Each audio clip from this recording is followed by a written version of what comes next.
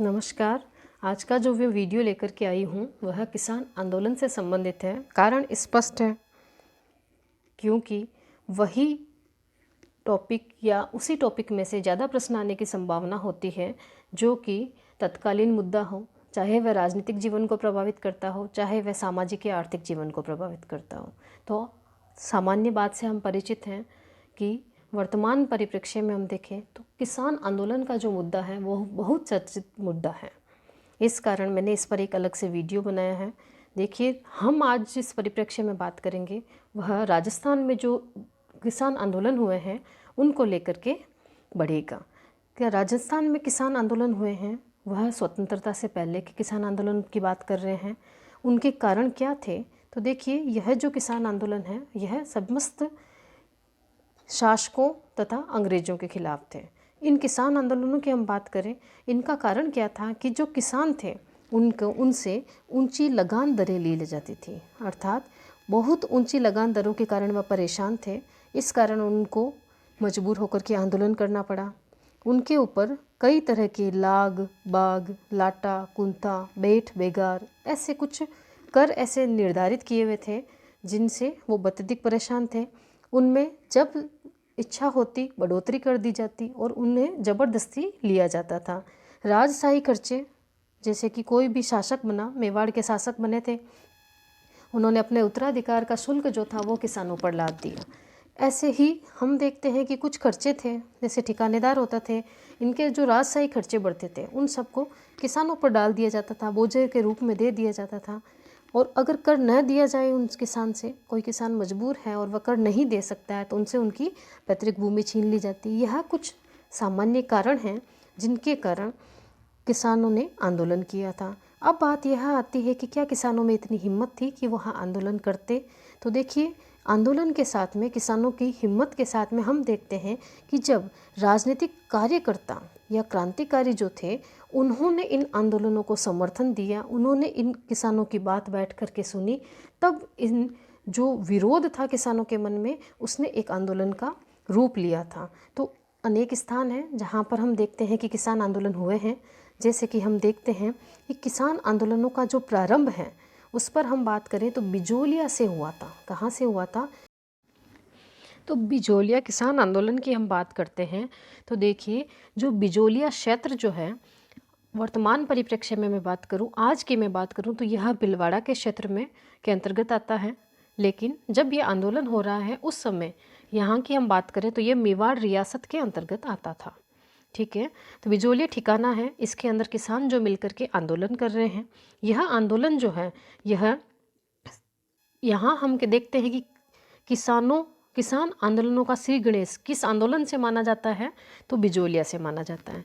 और सबसे लंबे समय तक चलने वाला किसान आंदोलन कौन सा था? तो बिजोलिया किसान आंदोलन था। अर्थात किसान आंदोलन का प्रारंभ इसी क्षेत्र से माना जाता है। देखिए, यह 1897 ईस्वी में चालू हुआ और 1941 ईस्वी तक चला। बहुत लंबे समय, अर्थात 44 वर्ष तक चलने वाला आंदोलन है, सबसे लंबे समय तक चलने वाला आंदोलन है। इस आंदोलन में जो किसान थे उनका समर्थन किसने किया? तो प्रारंभ की बात करें, किसानों के समर्थन के लिए प्रारंभ में जो नेता आते हैं वह 3 नेता हैं, जैसे कि साधु सीताराम दास, फतेहकरण तथा ब्रह्मदेव। 3 व्यक्ति हैं जिन्होंने इससे समर्थन दिया और इस आंदोलन को प्रारंभ किया। 1915 की हम बात करें, देखिए मैंने आपको पहले बताया है 1941 तक ये चलेगा। तो 1915 में विजय सिंह पथिक है, वह इस आंदोलन में प्रवेश करते हैं। विजय सिंह पथिक जो कि बुलंदशहर यूपी के थे, भूप सिंह इनका मूल नाम था। इन्हें किसान आंदोलन या किसान आंदोलन का जनक कहा जाता है। ठीक है, विजय सिंह पथिक ने इसका 1915 में नेतृत्व किया। कुछ परिस्थितियों वश इन्हें यह आंदोलन छोड़ना पड़ा। बाद की हम बात करें, जब इसका अंत हो रहा है इस आंदोलन का, उस समय की हम बात करें तो देखिए, माणिक्य लाल वर्मा इसके प्रमुख नेताओं में से एक है। राम नारायण चौधरी इस आंदोलन से संबंधित व्यक्ति हैं। जमुना लाल बजाज, जिसे हम गांधी जी का 5वां पुत्र कहते हैं, उन्होंने भी इस आंदोलन को बहुत ही समर्थन दिया था। ऐसे महान महान नेताओं का जब समर्थन इस आंदोलन को मिला तो यह देशव्यापी भी हुआ और सफल भी रहा।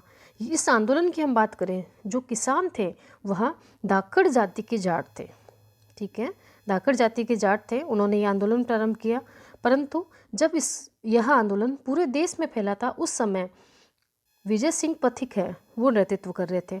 और एक अखबार आता है प्रताप नाम से, गणेश शंकर विद्यार्थी का ये अखबार है, उनकी वजह से यह देशव्यापी हुआ। देशव्यापी होने के साथ में ही हम ये देखते हैं कि वी राघवाचारी तथा वर्मा जी के, वर्मा से तात्पर्य है माणिक्य लाल वर्मा, इन दोनों के नेतृत्व में इस आंदोलन का समापन हुआ। किसानों की समस्याओं का समाधान कर दिया गया तथा आंदोलन पूर्णतः सफल हुआ। तो बेंगू किसान आंदोलन की हम बात करते हैं। बेंगू जो है वह चित्तौड़गढ़ के अंतर्गत आता है, चित्तौड़गढ़ जिले में क्षेत्र आता है ये।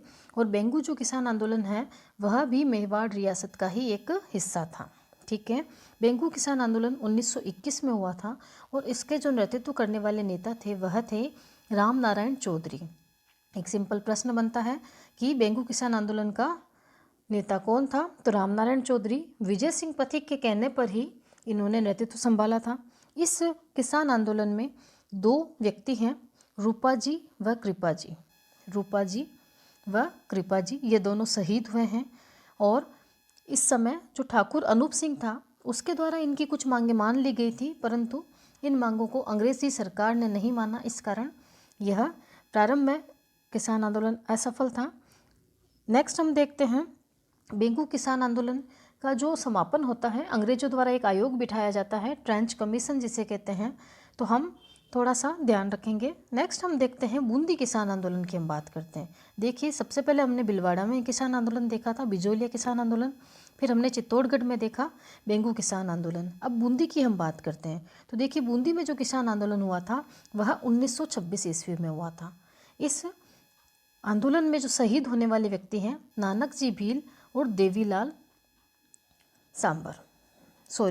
देवीलाल गुर्जर, ये दोनों शहीद हुए थे। कहा जाता है इन पर गोली चलाई गई थी। जिस समय नानक जी पर गोली चली थी उस समय वह झंडा गीत गा रहे थे। इस आंदोलन के नेतृत्वकर्ता जो प्रमुख नेता हैं वह पंडित नैनू राम शर्मा हैं। कौन है? पंडित नैनू राम शर्मा। इसको आप याद रखने के लिए एक ट्रिक समझिए कि 1926 में आपको 26 लीजिए, 26 जनवरी के दिन क्या बनता है? बूंदी बनती है। क्या गाया जाता है? झंडा गीत गाया जाता है। कौन गाता है? तो हम इससे कर सकते हैं ना ना ना, नन्हे नन्हे बच्चे। ठीक है, नानक। और क्या दी जाती है, क्या देवी जाती है? तो बूंदी दी जाती है। बच्चों के नयन किस पर होते हैं? बूंदी पर होते हैं। ठीक है, इसको याद रखिए। और कि मारवाड़ किसान आंदोलन में जो एक प्रश्न इम्पोर्टेंट बनता है वह है डाबड़ा कांड। यह डिडवाना क्षेत्र में हुआ था और इसका संबंध किससे है? मारवाड़ क्षेत्र से है, या हम कह सकते हैं एग्जाम में जोधपुर पूछा जा सकता है। इस आंदोलन में, मारवाड़ क्षेत्र के किसान आंदोलन में, उनमें जो प्रमुख नेता हैं जिनका नाम हमें देखने को मिलता है वह है जय नारायण व्यास। डाबड़ा किसान आंदोलन जो है वह डेट सहित आता है। यह 13 मार्च स्वतंत्रता के आसपास की बात है। 13 मार्च 1947 में हुआ था। डाबड़ा किसान आंदोलन किससे संबंधित है? मारवाड़ से। नेक्स्ट हम देखते हैं अलवर किसान आंदोलन। यह भी डेट सहित आने वाले आंदोलन में से एक है। अलवर किसान आंदोलन जो है वह 14 मई 1925 को हुआ था। इसमें अलवर का जो क्षेत्र है नीमूचाणा, कौन सा? नीमूचाणा, वहाँ के किसानों ने ये आंदोलन किया था। महात्मा गांधी के द्वारा इस आंदोलन में भी वही सेम हिंसा हुई थी जो जलियांवाला बाग हत्याकांड में हुई थी। वहाँ पर भी निहत्थे लोगों पर गोलीबारी की गई थी। और इस आंदोलन में भी, इस आंदोलन को महात्मा गांधी के द्वारा डबल डायरिज्म कहा गया, दोहरी डायरशाही कहा गया। तो एक सिंपल प्रश्न बनता है कि किस आंदोलन को दोहरी डायरशाही कहा जाता है? नीमूचाणा किसान आंदोलन। नेक्स्ट हम देखते हैं सीकर किसान आंदोलन की। शेखावटी क्षेत्र की हम बात करें तो सीकर का एक आंदोलन है, वह काफ़ी फेमस है। 25 अप्रैल 1934 को कुछ महिलाएं हैं कटराथल में, हम देखते हैं किशोरी देवी के नेतृत्व में लगभग 10,000 महिलाएं हैं, वह आंदोलन करती है। उनका नेतृत्व किशोरी देवी के द्वारा संभाला जाता है। इस प्रकार हमने कुछ छोटे मोटे आंदोलन देखे हैं जो कि किसान आंदोलन हैं, जिनमें से संभावना बनती है कि एग्जाम में प्रश्न आए। Thank you.